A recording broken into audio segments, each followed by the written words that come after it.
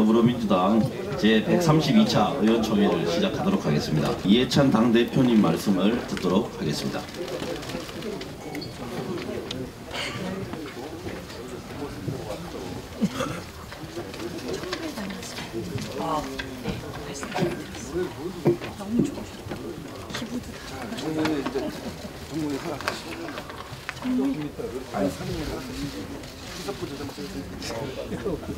올해 마지막 의원총회가 되는 게 아닌가 싶습니다. 그동안에 의원님들이 의정활동 하느라고 여러가지 고생 많이 하셨는데 올해를 잘 마무리하고 내년에는 보다 이제 활기찬 그런 의정활동을 할 수 있기를 기대를 하겠습니다. 지나고 나서 보면은 올해는 굉장히 중요하고 의미가 있었던 해입니다. 남북 정상회담이 3번이나 있었고 역사상 처음으로 북미 정상회담이 이루어졌습니다. 우리 분단사 70년 중에서 가장 획기적인 전환이 이루어진 아주 역사적인 의미가 있는 하나였다고 생각이 됩니다. 어제는 우리 의원님들하고 제가 판문역에서 열리는 남북 철도 도로 연결 착공식에 다녀왔습니다. 판문역은 우리의 도라산역처럼 대칭되는 곳에 지난 2000년 남북 정상회담 이후 철도 연결 사업으로 만든 역이었는데 실제로 이용하는 고객은 별로 없기 때문에 좀 이렇게 썰렁하긴 했지만 어제의 착공식은 남북 간을 하나로 잇고 우리가 대륙으로 진출할 수 있는 중요한 고리를 잇는 매우 의미 있는 행사였습니다. 많은 분들이 참석을 하셔서 의미를 함께 나누면서 좋은 행사를 했는데 무지하게 추웠습니다. 저도 단단히 옷을 입고 갔는데도 굉장히 추워가지고 감기가 걸리면 어떡하나 하는 그런 걱정을 했는데 돌아오는 열차 속에서 김현미 장관님하고 얘기를 해보니까 그분들이 앉았던 데는 더 그늘이어가지고 높이도 더 높고 그래가지고 장도 오도로도 떨었다고 그런 얘기를 하는 걸 보면서 그래도 고생스럽긴 하지만 중요한 행사였다는 생각이 좀 들었습니다. 그동안에 우리가 추진해왔던 가장 중요한 입법 중에 유치원 3법 그리고 산업안전보건법 이른바 김영균법이라고 얘기된 2법을 놓고 지금 여야 간에 여러 가지 지금 협상도 하고 줄다리기를 하고 있습니다. 오늘까지 제가 들은 바로는 내용사항의 합의는 어느 정도 돼가고 있는데 지금 김태우라는 사람이 하는 여러 가지 터무니없는 행위 이것 때문에 법을 통과를 놓고 원내대표단이 굉장히 고생을 지금 많이 하고 계십니다.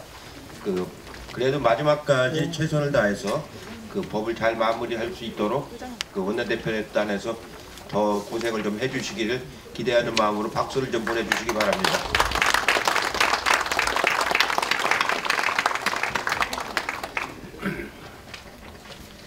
오늘 이 의원총회가 끝나고 나면은 그동안에 의원님들이 10팀으로 나눠서 청책 투어를 한 것을 이제 간략하게 보고들을 하시고 그걸 종합해서 내년도에 당과 정부의 활동 방향을 논의하는 그런 자리를 갖도록 하겠습니다. 저도 행복주택도 방문을 했고 어린이 전문병원을 이제 서울대학교에 있는 어린이 병원을 방문을 했는데 저희가 예상하지 못했던 일들이 참 많이 있습니다.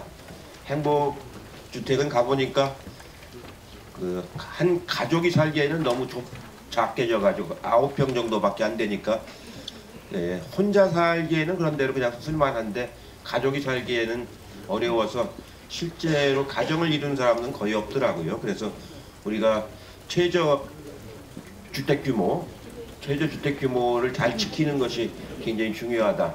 1인당 최소한도 14.7평방미터 그 정도는 지켜야 되기 때문에 그거를 잘 지키지 않으면은 원래 취지가 잘 안 산다는 걸 많이 느낄 수가 있었습니다. 삶의 질이 어느 정도는 유지가 돼야 되기 때문에 앞으로 주택을 공급할 때 그런 점을 잘 감안해야 되겠다는 생각을 했고 어린이 병원은 가보니까 어른들보다 훨씬 어려워요. 아이들이 자기 그 증상을 정확하게 얘기를 못하고 또 그 원인을 알 수 없는 그 병들이 많아서 그런 경우는 부모님들이 의료보험이 안 되기 때문에 굉장히 어려워하는 그런 모습을 봤고, 건강보험이 적용이 안 되는 경우가 많고, 그래서 그 병원 측에서는 이런 경우는 정부가 재정으로 지원을 해줘야지 건강보험으로 그 판정하기 어려운 그런 경우들이 너무 많다는 그런 하소연을 많이 들었습니다. 특히 어린이들 같은 경우는 오래 걸립니다. 어른들보다도 한 번 병이 발생을 하면. 그런 점들을 보건복지위원회에서 좀 더 그 현장을 좀 더 살펴보시고 내년도에는 개선할 수 있는 대책을 좀 만들어 주셨으면 좋겠다는 그런 생각을 했습니다. 예, 내년은 그 3.1운동 100주년, 그 다음에 임시정부 수립 100주년입니다. 그 3.1운동은 3.1혁명이라고 개념을 좀 용어를 바꿔야 된다는 얘기가 나올 정도로 3.1운동에 대한 재해석이 필요한 시점이고, 그런 의미를 잘 새겨서 내년에 당에서도 3.1운동을 잘 살려서 그 정신을 살려서 그 촛불혁명으로 이어가는 그런 한 해가 되도록 당에서도 최선의 노력을 다하도록 준비를 하겠습니다. 고맙습니다. 네, 수고하셨습니다. 다음은 홍영표 원내대표님 말씀 있겠습니다. 네, 원내대표님 말씀은 비공개 전환 이후에 듣도록 하겠습니다. 우선 공지사항 먼저 말씀드리겠습니다. 정기국회 100일의 기록 보고서가 발간되어 의원님들께 배부되었습니다. 입법과 예산 성과 등이 정리되어 있으니 의정 활동에 참고해 주시기 바랍니다. 다음은 김태년 정책위 의장님 나오셔서 소상공인, 자영업자 지원대책 관련 보고 말씀 드리겠습니다.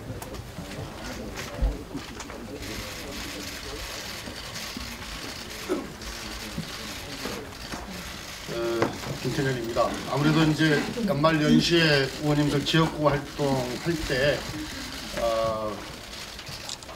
지역의 동네에 자영업 하시는 주민들을 많이 만나시게 될 거고, 경기가 안 좋아서 여러 가지로 어려움이 많다 이런 말씀들을 많이 들으실 텐데요. 오늘 우리 정부 들어서서 자영업과 관련된 대책들을 여러 차례 발표를 했었는데, 구체적인 내용들을 의원님들이 뭐 다 아시는 내용이긴 하지만 또 핵심적으로 이렇게 놓치고 가시는 부분들이 없지 않아 있는 것 같고, 그래서 몇 분의 의원님들께서 자영업과 관련한 대책들을 의총에서 한번 우리가 이제 발표했던 자영업 대책과 관련해서 정리를 해서 한번 말씀을 해주시는 게 좋겠다 이런 요청이 있으셔서 오늘 간략하게 보고를 드리도록 하겠습니다. 간략하게 보고를 드리긴 할 텐데 내용이 상당히 많아서 1페이지를 보시면 우리 정부 들어서서 카드 수수료 인하 대책 포함해서 총 6차례 자영업 소상공인 대책을 발표한 바가 있는데요. 과제의 개수로 치면 그저께 얼마 전에 발표했던 종합대책 그 이전 게 한 146개 과제가 되고요. 그 다음에 며칠 전에 발표했던 종합대책이 124개입니다. 그래서 총 270개의 과제의 개수가 270개에 이른다 이런 말씀입니다. 특히 지난 12월 20일 날 발표한 자영업 혁신대책은 최초로 이 자영업을 하나의 산업 영역으로 인정하고 단순 지원 대상이 아니라 지금은 우리의 정책적 파트너로서 지위를 격상하는 그런 의미가 담겨져 있고요. 또 하나는 자영업 관련 8개 단체가 정부와 직접 TF팀을 꾸려서 그분들이 참여 속에서 정책들이 발굴되고 대책들이 만들어졌다라고 하는 그런 의미가 있습니다. 그래서 발표도 그 8개 관련 업체 대표들께서 함께 모여서 발표를 했었습니다. 구체적인 내용을 조금 말씀을 드리면 이제 가장 자영업 소상공인 자영업자들께서 좋아하고 플랜카드까지 걸었던 카드 수수료 인하인데요. 핵심적으로는 우대 수수료가 30억 구간까지, 매출 30억 구간까지 확대되었다라는 말씀을 드리고, 또 최초로 그 동네에 가면은 대형 마켓이 있습니다. 이렇게 중대형 마켓이 있습니다. 그러니까 대형 유통점 말고 동네 구석구석에 있는 비교적 규모가 조금 큰 그 마켓들이 있지 않습니까? 거기는 박리담회를 하거든요. 그러니까 매출은 아주 큰데 이익은 작은 그런 구조를 갖고 있는데 그 마켓도 혜택을 볼 수 있도록 구간을 500억까지 확대를 해서 카드 수수료를 인하했다 이렇게 말씀드립니다. 이렇게 말씀드리면 이게 도대체 얼마나 혜택이 갔는지 잘 모르실 텐데요. 쉽게 이야기해서 매출 7억 7천까지는 카드 수수료 부담이 제로에 가깝습니다. 제로에 가깝습니다. 없습니다. 왜냐하면은 기존에 이제 5억 미만 구간은 거의 없게 되는데 그 이상의 구간도 우리가 세액공제를 이따 뒤에 설명드리겠습니다만은 500만 원에서 1000만 원으로 2배 확대를 하면서 다 공제를 받기 때문에 카드 그 수수료는 제로에 가까워졌다 이렇게 말씀을 드리고요. 10억 구간은 연매출 10억 구간은 경감액 최대치가 900만 원이 됩니다. 그 다음에 연매출 30억 원 가맹점 같은 경우에 경감액 최대치가 2,100만 원 정도 되게 됩니다. 그 다음에 이제 우리가 최저임금 인상 등으로 인하여 인건비 상승 부담이 생겼었는데요. 그 관련해서 올해 일자리 안정자금 정책이 시행된 건 잘 아실 거고, 이건 내년에도 계속해서 일자리 안정자금 지원이 되게 되는데 30인 미만 사업장 월 보수액이 내년도에는 210만 원까지 210만 원 미만 노동자를 고용할 때까지 13만 원이 지급이 됩니다. 이건 이제 조금 대상 구간이 조금 확대가 된 거고요. 특히 이제 동네에서 많이 만나시게 되는 5인 미만 사업장 같은 경우에는 15만 원으로 인상해서 지급을 하게 됩니다. 그리고 이제 이게 일자리 안정자금은 30인 미만 기업에게만 원래 대상이 되는데요. 30인 이상 기업도 취약계층은 지원을 확대하게 됩니다. 즉 55세 이상 근로자, 또 사회적 기업 이런 데는 기업 규모와 관계없이 지원이 된다는 말씀을 드리고요. 그 다음에 이제 그 사회보험을 들어야 이게 일자리 안정자금이 지원되게 되는데 여러 가지 사정으로 이 사회보험을 잘 들지 않는 경우가 있는데요. 사회보험이 이 울타리 안에 더 많은 그 노동자가 들어오게 할 수 있도록 하기 위하여 각종 지원 대책이 있습니다. 그래서 두루누리 이 신규 가입자에 대해서 지원하는 정책이 있는데요.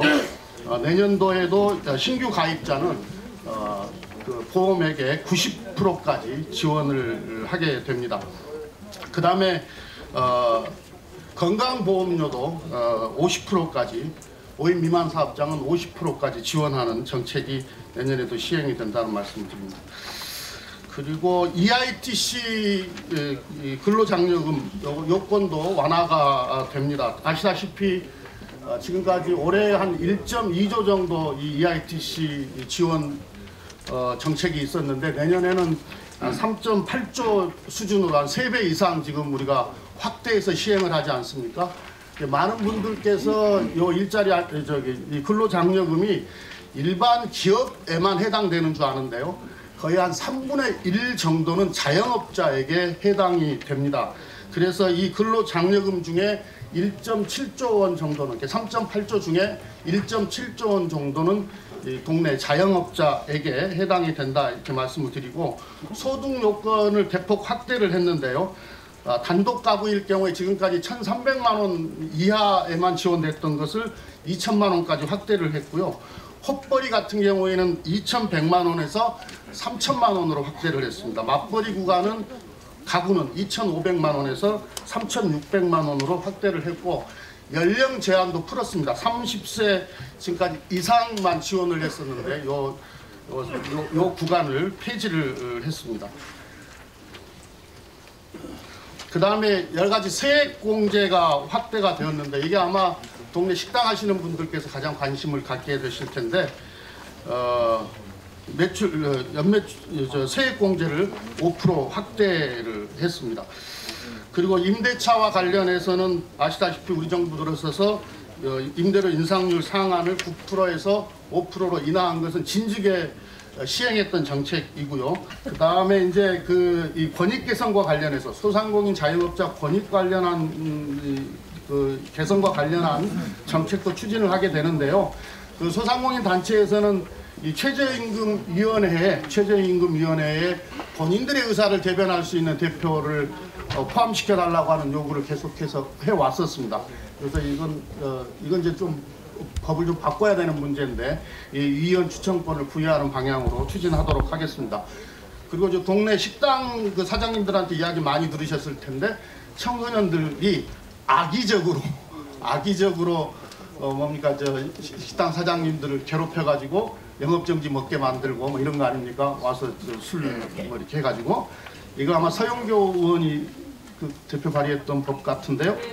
예, 그 뭡니까 이 업주가 그 조치를 다 취한 경우에는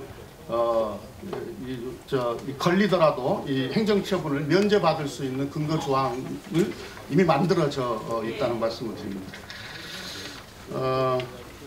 요 상세한 내용은 혹시 더 필요하시면은 더 상세한 자료는 그 의원님들 방으로 더 보내드리도록 그렇게 하겠습니다. 이상 보고 마치겠습니다.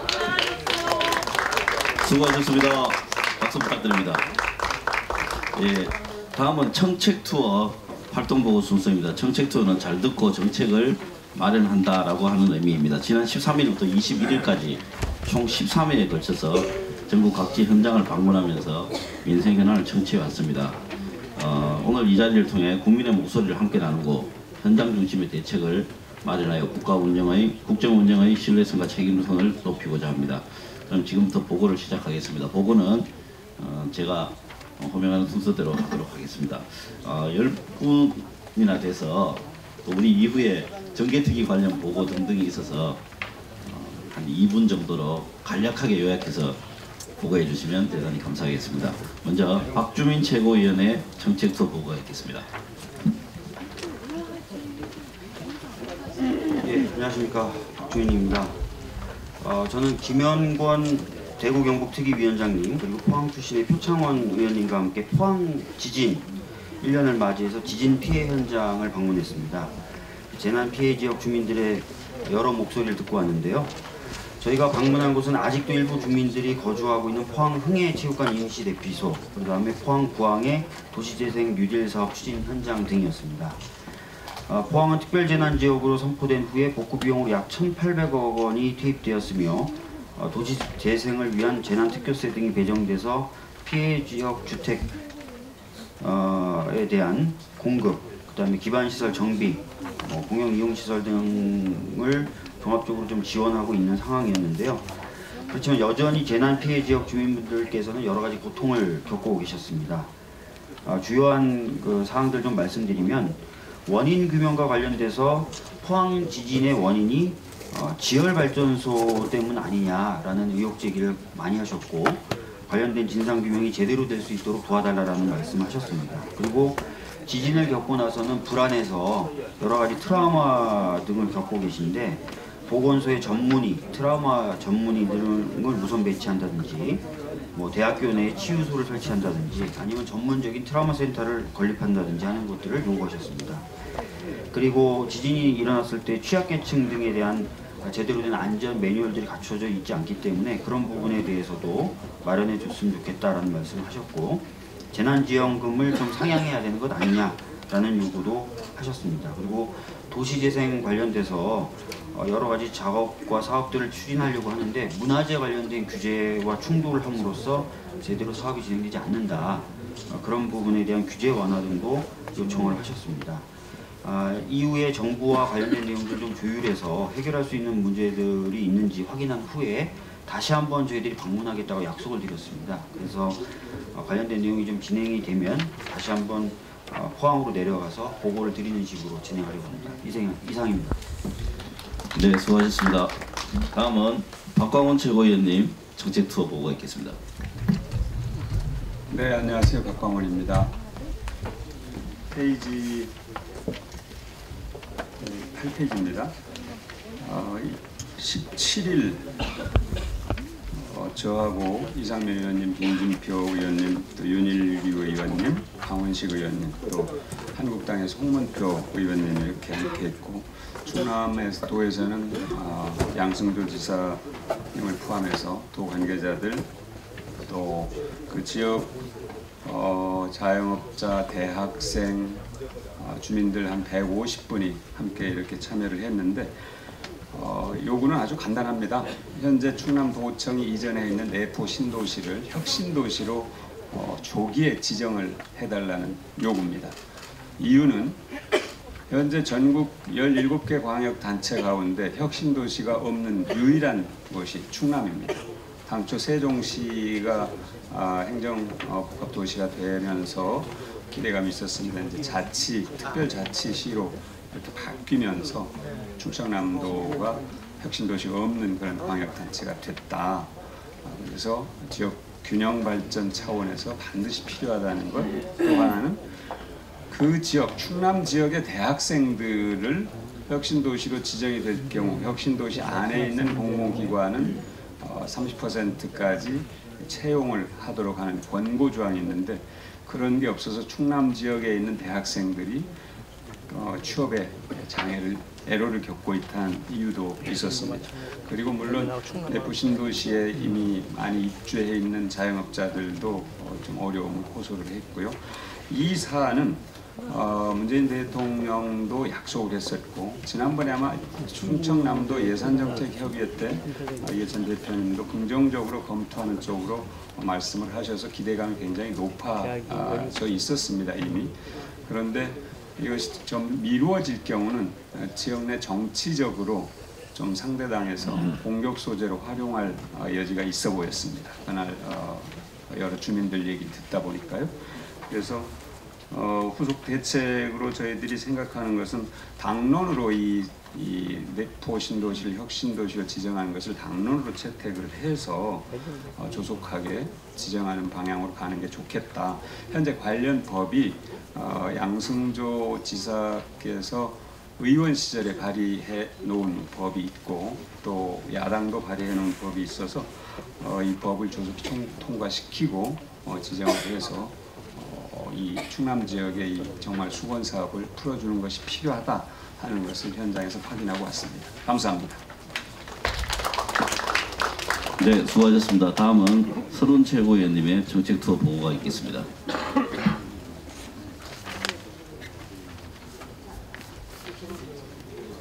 예, 11페이지가 되겠는데요. 결론부터 말씀드리면 역시 현장에 답이 있다는 말이 맞구나 하는 걸 느꼈습니다. 가서 보니까 물론 우리 이 대표님을 모시고 한번 방문을 했었습니다. 구미를 방문을 했었는데, 다시 가서도 여러 가지 우리가 챙겨야 할 사업이 많이 있다는 걸 느꼈고, 가기를 잘했다는 생각을 하고 돌아오면서 느꼈습니다.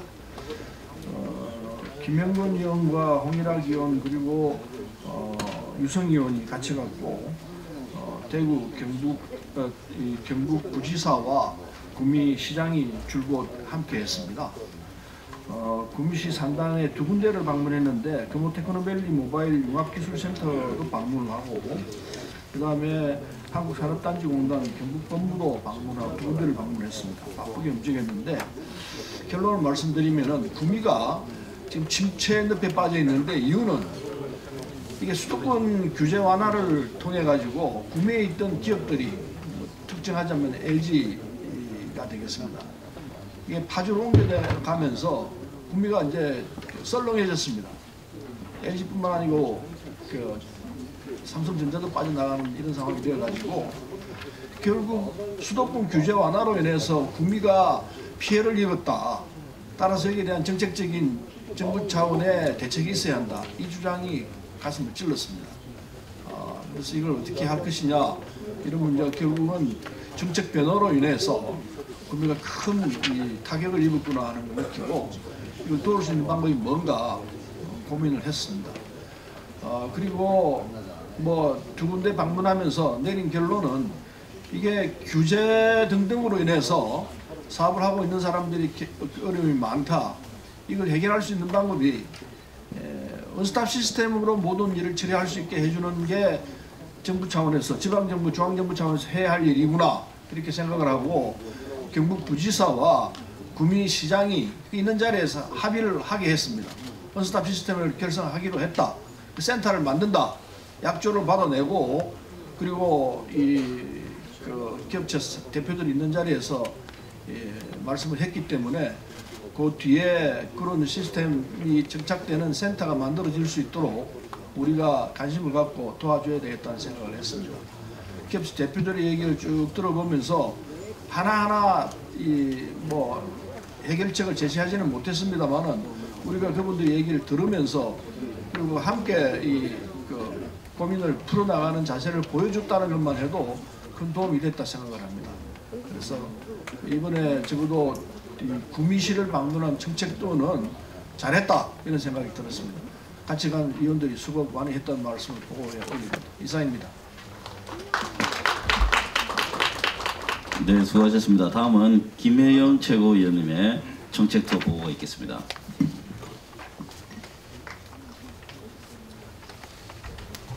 예, 김혜영입니다. 저는 12월 18일 전재수 부산시당위원장님, 민홍철 도당위원장님, 안민석 문화체육관광위원장님, 김종호 윤준호 의원님과 함께 부산의 대표적인 산업인 조선기자재업체와 자동차 부품업체를 방문했습니다. 먼저 최근의 부산, 울산, 경남의 상황을 조금 말씀을 드리면요. 공개를 하고 있는 겁니까? 예. 예. 공개를 하고 있네요. 예. 그럼 조금 이제 수정해서 말씀을 좀 드리겠습니다. 예. 예. 먼저 이 우리 기업들이 사실은 굉장히 어려움을 많이 토로를 했는데요. 우리 기업 측의 요청을 있는 그대로 말씀을 드리겠습니다. 먼저 이 중소기업 하시는 분들이 외국인에 대한 최저임금 제외를 요청을 하셨습니다. 상당히 이거 어려운 부분인데요. ILO 협약과의 관계에서도 그렇고 또 우리나라의 또 노동자들의 임금의 연관성과도 굉장히 어려운 문제인데 이분들 이제 기업하시는 분들 하시는 말씀이 이 외국인 근로자의 경우에 언어 소통 등의 문제로 실제로 생산성이 상당히 우리 자국민 노동자에 비해서 낮다고 합니다. 그런데 이 숙식을 또 대부분 제공을 해야 되기 때문에 이 비용 부담은 오히려 우리나라 근로자들보다도 높다고 합니다. 그래서 이런 부분들을 말씀을 하시면서 이런 외국인 근로자에 대한 최저임금 제외를 요청하셨고요. 또 한 가지 말씀을 많이 하신 부분이 노동시장 유연성 부분인데요. 이것도 사실 굉장히 어려운 부분이라고 생각은 하는데요. 그 의견을 그대로 전달을 드리면은 그 조선기자재업체인 테크로스 같은 경우에는 선박 평형수 처리 장치를 만드는 업체인데요. 세계 1위의 기술력을 가지고 있는 기업입니다. 현재 선박 평형수 처리 장치의 경우에는 이 국제 협약으로 그 2019년 9월 이후에 일정 규모 이상의 선박은 의무적으로 설치를 해야 됩니다. 그래서 향후 5년간 국제적으로 매우 많은 주문 수요가 예상되고 또 세계 1위의 기술력을 확보하고 있는 기업이기 때문에 이런 회사의 주문 세도가 요청이 되는데요. 이 회사의 고민은 한 5년 정도면 이런 협약에 대한 다른 선박 평형수 이런 처리 장치의 설치가 거의 완료가 된답니다. 그래서 5년간만 이렇게 주문이 많이 늘어나게 되는데요. 그러면 지금의 회사 인원으로서는 그 선박 평형수 장치를 만드는데 한계가 있고, 또 주문을 할 수 있다고 해서 많은 인원을 추가로 고용하면은 이 5년이 지났을 때 이 또 그 신규 인력에 대한 문제가 발생하기 때문에 굉장히 어렵다고 합니다. 그래서 이런 부분들을 이야기하면서 노동시장 유연화에 대해서 좀 검토해달라, 이런 기업 측의 요청이 있었습니다. 그리고 또 얘기를 한 것이 생산 설비의 현대화를 위해서 거치기간 연장이라든지 이자 상환 부담 완화와 같은 이런 금융 지원을 강화해 달라는 것인데요. 이런 생산 시설 현대화는 특히 또 중요한 부분이 우리 청년 일자리 문제와도 밀접하게 관련이 있다고 합니다. 우리 청년들이 중소기업의 취업을 조금 기피하는 이유가 대기업과 중소기업 간의 임금 격차도 있겠지만, 이런 공장 내의 기업 그 생산 설비의 노후화로 인해서 기피하는 경향도 상당히 많다고 합니다. 그러다 보니까 이러한 일자리에 이제 외국인 근로자들이 근무를 하게 되고, 또 이 외국인 근로자들이 급여를 받으면은 대다수를 본국으로 또 바로 보내지 않습니까? 그러다 보니까 이러한 문제들이 발생을 한다고 합니다. 아마 오늘 3가지 정도 기업 측의 요청 사항을 있는 그대로 제가 말씀을 드렸는데요. 굉장히 어려운 문제인데 한번 우리 의원님들께서 함께 고민을 해봐 주셨으면 합니다. 고맙습니다. 네, 수고하셨습니다. 다음은 남인순 최고위원님의 정책 투어 보고가 있겠습니다.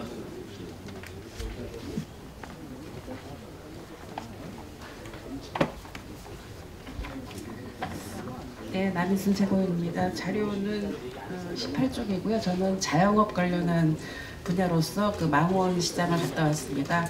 사실 이제 망원 시장 같은 경우 저희가 당 을지로위원회에서 오랫동안 그 홈플러스 입점 문제로 전통 시장과 이런 대형 마트가 상생하는 방안을 모색해왔던 그런 곳인데요. 그 이후에 어떻게 진행이 되는가를 좀 살펴보기 위해서 다녀왔습니다. 그래서 당일날 우원식 의원님, 백지은 의원님, 윤관석 의원님, 김영호 의원님, 전순옥 소상공인 특별위원회 위원장님이 참여를 하셨고, 망원시장 상인회 임원진과 그리고 중기부 차관, 그리고 마포구청장 등이 참여를 했습니다.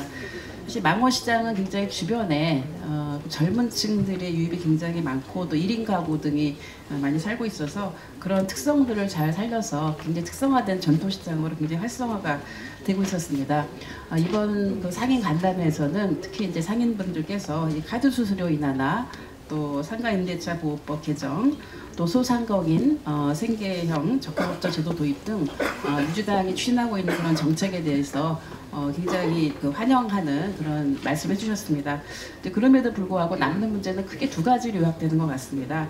이제 상권이 전통시장이 비교적 활성화되다 보니까 임대료가 상승하는 문제입니다. 그래서 이 문제를 해결하기 위해서 지금 임대 임차인 간의 상생 협력을 위한 상권 내몰림 방지를 위한 지역 상권 상생 및 활성화를 위한 법률안, 이 부분을 꼭 처리하겠다라는 그런 답변을 드렸고요. 또 하나는 그 주변에 그 전통시장이 이렇게 활성화됨에도 불구하고 복합 쇼핑몰 부분이 들어서고 있다는 문제입니다. 이 문제 관련해서도 이미 저희가 법을 또 개정한 법안을 지금 내놓고 있는데요. 그 영업 제한 및 또 입지 제한의 규제를 도입을 하기 위한 유통산업발전법 개정안 처리를 시급해달라는 그런 요청이 있었습니다. 저희 당에서 이 부분들을 해나가겠다는 그런 약속을 드렸습니다. 예, 보고 마치겠습니다. 감사합니다. 네, 수고하셨습니다.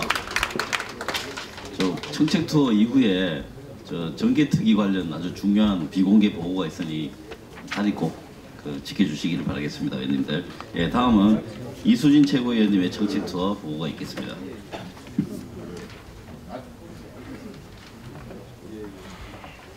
네, 안녕하세요. 이수진입니다. 저는 정책 투어 3분야를 다녀왔습니다. 그래서 조금 보고가 좀 길어질 것 같은데 빠르게 짧게 하겠습니다. 페이지 21페이지입니다. 저출산 분야입니다. 백희른 전국 여성위원장님, 노웅래 의원님, 유동수, 박찬대, 김영호 의원님 함께 하셨고요. 문혁진 서대문 구청장 함께 마포에는 미혼모 가족 지원시설 아름들과 서대문구에 소재하고 있는 공동 육아 나눔터 초등 돌봄 시설을 갔습니다.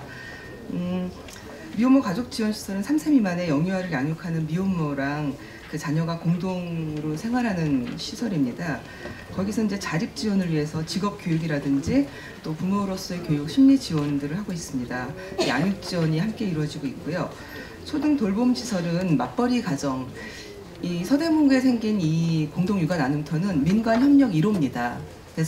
그래서 그 신한금융그룹에서 시설 지원을 하고 아파트에 공동 그 공간을 아파트에서 내줘서 거기에 이제 방과 후에 저학년 아이들이 모여서 생활할 수 있도록 지원하는 운영하는 곳인데 두 군데 다 만족도가 매우 높았습니다. 우리 예산이 이렇게 잘 지원돼서 미혼 모자 시설이라든지 그다음에 맞벌이 부모들이 아이를 방과 후에 어디 보낼 데가 없어서 굉장히 고민을 많이 했는데 그런 것들에 대한 지원의 만족도 높았고 다만 미혼모 시설에 대해서 몇 가지 현장의 목소리가 있었습니다.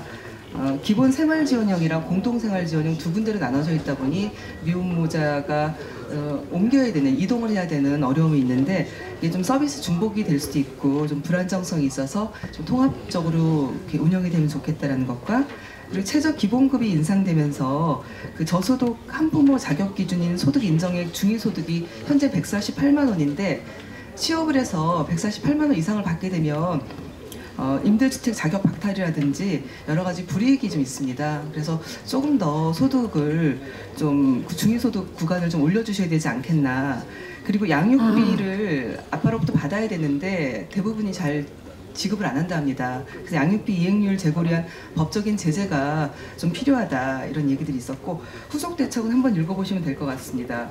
그리고 공동 육아 나눔터는 현재 142개, 2017년부터 시작해서 지금 276개로 전국적으로 이 육아 나눔터가 운영되고 있는데 아무래도 저희 나라 어린이집이 4만 개 정도 되거든요. 그 정도 숫자까지는 좀 확대돼야 그래야지 그 맞벌이 가족들이라든지 그 외에도 부모들이 그 초등 유아 그 방과 후 이후에 아이들에 대한 어떤 그 육아 문제가 좀 해결이 되지 않겠나 싶습니다. 24페이지 노동입니다. 남부고용센터에 신경민, 박홍근, 김영호 의원님 함께 해주셨습니다. 박해철 노동위원장 같이 갔고요. 거기서 취업성공 패키지 참여자들과 청년 내일채용 공제, 청년 추가 고용 장려금, 참여 기업이라든지 수혜자들과 함께 면담을 했습니다. 고용센터에서 굉장히 다방면으로 다양한 활동들을 하고 있는 걸 봤고요. 다만 고용센터 직원들이 상당히 좀 여전히 좀 부족하다. 그래서 고용센터 인력 지원에 대한 요구가 좀 있었습니다. 그리고 기업주라든지 청년들 양쪽 다 만족하는 프로그램이었습니다.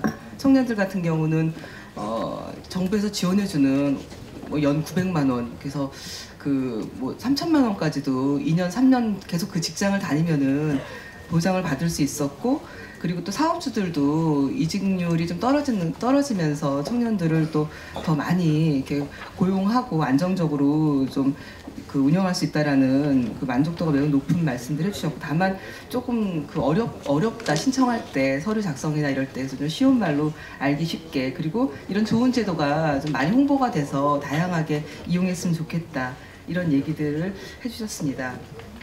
페이지 26페이지입니다. 아동 의료 부분입니다. 이해찬 당대표님을 모시고 윤일기 의원님과 함께 서울대병원 어린이병원을 방문했습니다. 공공의료기관에 거의 같은 문제들입니다. 좀 더 시설이라든지 인력과 관련된 지원이 필요한데, 특별히 그 전공의 수련 환경 개선 및 지위 향상을 위한 법률로 인해서 전공의법 80시간 근무하는 건 아마 잘 알고 계실 겁니다. 그러다 보니까 수련 시간이 매우 짧게 됩니다. 다양한 케이스를 접해야 되는 병원 현장에서는 아무래도 수련이라든지 간호사들이 좀 더 그 시뮬레이션 센터라도 만들어서 거기서 좀 더 그 수련 시간이 부족한 것들을 좀 공부하고 좀 역할을 좀 모의실습 같은 걸 해야 될 필요가 있겠다, 이런 요청이 있으셨고요. 또 대표님께서 그날 발언해 주신 요지를 보면은 어린이병원이 사실은 착한 적자를 냅니다. 어린이병원이 전국적으로 많지 않습니다. 그러나 어린이병원 설치한 병원들은 적자를 감수하고 하는데, 그렇다면 수가도 필요하겠지만 그것보다도 직접적인 예산 지원의 방식을 찾아봐야겠다 말씀을 하셨고요. 또 현재 문재인 케어가 국민들한테 굉장히 환영받고 있는데, 그 문재인 케어가 그 병원비 걱정 없는 의료비 의료 시스템 구축을 위해서 여전히 진료 본인 부담률, 특히 어린이들의 진료 본인 부담률 낮추는 거는 계속해서 확대를 좀 해야겠다. 그리고 28페이지 후속 대책을 보시면은 지금 하고 있는 여러 가지 정책들이 나와 있습니다. 그래서 중증 어린이 전문 진료센터 지정 및 지방 거점병원 확대 지정은 좀 더 확대해야 될 저희들의 숙제인 것 같고요. 그 밑에 2019년 1월서부터 영유아라든지 어린이들에 대한 여러 가지 건강보험 보장성 강화된 확대된 내용들이 나와 있습니다. 한번 읽어보시면 될 것 같습니다. 이상입니다. 네, 수고하셨습니다. 다음은 윤호중 사무총장님의 정책 투어 보고가 있겠습니다.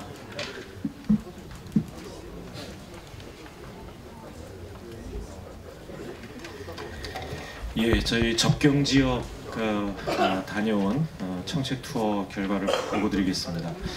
저와 또 권미혁 의원님, 김두관, 김정우, 김한정, 박정, 심기준 의원님 이렇게 7분의 의원들이 화천을 방문했는데요. 화천이 생긴 이래로 7명의 국회의원이 이 국민들하고 정책 간담회를 한 것이 사상 처음이었다라고 할 정도였습니다. 저희 가서 현장의 목소리도 들었는데요.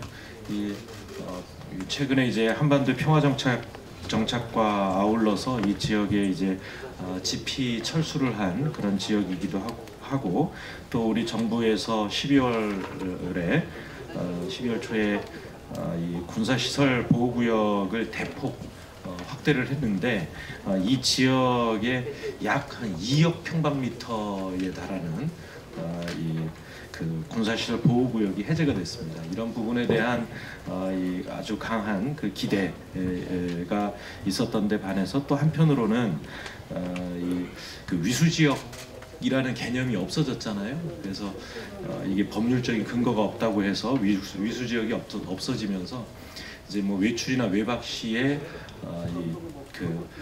귀대 시간이 2시간 이내 지역으로 활동을 제한을 했습니다. 그렇게 해서 일테면 이제 개념상으로 보면 위수 지역이 확대된 셈이 됐는데, 이렇게 되면서 외출 외박한 장병들이 화천이 아니라 춘천 지역 같은 좀 도시 지역으로 나가게 되는 것을 이제 걱정하는 그런 현장의 목소리도 상당히 컸습니다. 그다음에 그 아울러서 이제 평화가 정착이 되게 되면, 혹시 화천 같은 경우에 군민 인구가 25,000인데 병력이 3만입니다. 3개사단 3만 명이 주둔을 하고 있어서 혹시 병력이 줄어드는 거 아니냐, 이런 그 우려, 다양한 제안이 있었고, 또 아울러서 이제 군사 보호구역 해제된 지역에 대한 활용 문제, 또 민통선 출입 절차가 간소화되면서 이것을 이제 관광 자원화하는 그런 대책, 또 지역 농민의 보호 차원에서 지역 농산물을 군부대에 우선 납품하는 그런 제도를 개선해 달라. 또 더 나아가서 이 통일경제특구라든가 평화특구법 이런 것들을 통해서 지역의 이 발전을 해 나갈 수 있고, 또 지역 경제 활성화를 이뤄낼 수 있는 제도적인 뒷받침을 해달라라고 하는 그런 요구들이 아주 보물 터진 듯 있었습니다. 이런 부분들에 대해서는 저희가 이제 하나하나 의원님들이 또 답변을 해주셨고, 특히 이제 이 위수지역 확대와 관련해서는 보통 장병이 외출 나오면 한 3만 원 정도를 쓰고, 그 다음에 외박 나오면 한 7만 원 정도를 쓴다고 합니다. 그러니까 이 3만 명이 한번 돌아가면서 다 외출을 한번 하면 그 지역에 실제로 한 10억 정도의 이 매출이 올라가는 겁니다. 그래서 주말 외박은 2km 방향까지 가지만 이 일과 후 외출 제도가 시범 실시가 되고 있는데 이런 제도 같은 경우에는 매우 지역 경제에 도움이 되는 것으로 그렇게 조사가 돼서 일과 후 외출 제도를 본격적으로 시행할 필요가 있겠다라고 하는 판단을 했고요. 그런 것과 아울러서 요즘 이제 우리가 병영에 투자를 많이 하다 보니까 병영 시설이 굉장히 좋아졌습니다. 그러니까 외출 기회를 주어도 이를테면 민간 지역으로 나가서 뭐 숙박 시설이라든가 아니면 위락 시설이라든가 이런 것들이 이 병영 시설보다 수준이 떨어져서 이 외출 기회를 주어도 안 나가는 이 병사들이 있다. 그래서 접경 지역, 군 주둔 지역의 자영업 지원을 적극적으로 해야 되겠다. 그래서 이게 자영업의 시설 수준을 이 병영보다 좀 높게 이렇게 만드는데 정부의 노력이 필요하겠다라고 하는 그런 판단을 가지고 돌아왔습니다. 한 가지 좀 말씀드릴 점은 저희가 그 GP 철수 지역을 방문하면서 그때 철수하면서 나온 철조망을 한 7cm 정도 액자에 넣어서 사진을 받았는데 그게 아마 철수 지역에서 나온 폐기물을 일단 보존하라는 지침이 있었던 거를 모르고 저희한테 줬다고 합니다. 저희도 모르고 받았는데 그래서 그걸 알게 되고 즉시 해당 군부대에 반납 조치했다는 보고 말씀드립니다. 감사합니다. 네, 수고하셨습니다. 다음은 김태년 정책위 의장님의 간단한 정책 투어 보고가 있겠습니다. 예, 제가 맡은 분야는 장애인 복지인데요. 전현희 의원님, 맹성규 의원님 그리고 문상필 전국 장애인위원회 위원장님과 함께 중앙발달장애인지원센터를 방문해서 거기 직원 그리고 발달장애인 가족과 간담회를 했습니다. 아시다시피 2015년도에 발달장애인 권리보장법이 본격적으로 시행이 되었고요. 올해 2018년도에 발달장애인 평생 케어 종합대책이 발표가 됐고 이 정책이 내년부터 본격적으로 시행이 됩니다. 그래서 올해 내년도 예산에 발달장애인과 관련한 예산이 총 427억이 편성이 되어 있는데요. 원래 정부 원안에는 한 346억 정도 되어 있던 것을 국회에서 우리가 정책 예산으로 80억 정도를 증액해서 편성을 한 바가 있습니다. 건의사항은 현장 목소리는 크게 보면 세 가지입니다. 뭐니 해도 발달장애인 일자리를 확대해달라고 하는 것 하고요. 그 다음에 발달장애인에 대한 인식을 개선할 수 있도록 국민들이 인식을 개선할 수 있는 여러 가지 사업들이 필요하다라고 하는 의견. 그리고 여러 가지 발달장애인과 관련한 여러 가지 정책들이 시행이 되고 또 프로그램들이 증가가 되기 때문에 관련한 어떤 기획하고 전달하고 지원하는 체계가 더 조직과 인력이 더 늘어나고 정비돼야 된다라고 하는 요구들이 있으셨습니다. 당연히 이에 맞는 후속 대책이 필요할 것 같은데요. 전 부처 발달장애인 지원 정책을 부처별로 이렇게 지금 나누어져 있는 게 있거든요. 보건복지부, 교육부, 고용노동부 이렇게 되어 있는데 이게 유기적으로 작동할 수 있는 체계를 갖추는 게 필요할 것 같습니다. 그 다음에 이 발달장애인들에 대한 서비스를 제공을 하고 있는데 이 대인 서비스의 속성상 제공자에 대한 처우, 그러니까 그 돌봄을 하는 이 제공자에 대한 처우가 발달 장애인들에 대한 서비스의 질로 직결되기 때문에 처우 개선이 좀 필요한데요. 이걸 개선하는 어떤 예산을 확보하는 게 시급할 것 같습니다. 그리고 인식 개선 사업을 위한 다양한 사업들이 지금 현재 진행은 되고 있습니다만은 이게 실효적으로 확대될 수 있도록 정비하고 예산 확보하는 게 좀 필요하겠다는 판단을 하게 됐고, 관련된 현장의 목소리는 바로 정책과 예산으로 반영될 수 있도록 후속 조치를 차질 없이 추진하도록 하겠습니다. 감사합니다.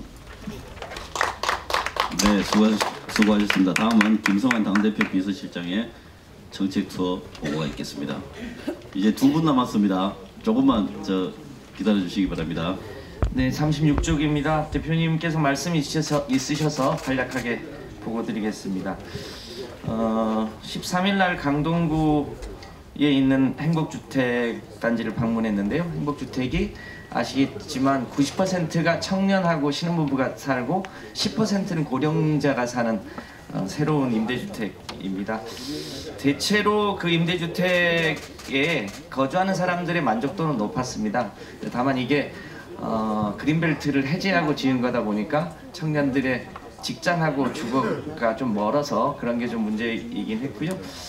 그래도 이제 문제점이 뭐냐 이렇게 얘기해보라고 했더니 기왕 사는 거 월세 말고 좀 전세로 살게 해주라 그런 얘기도 있었고요.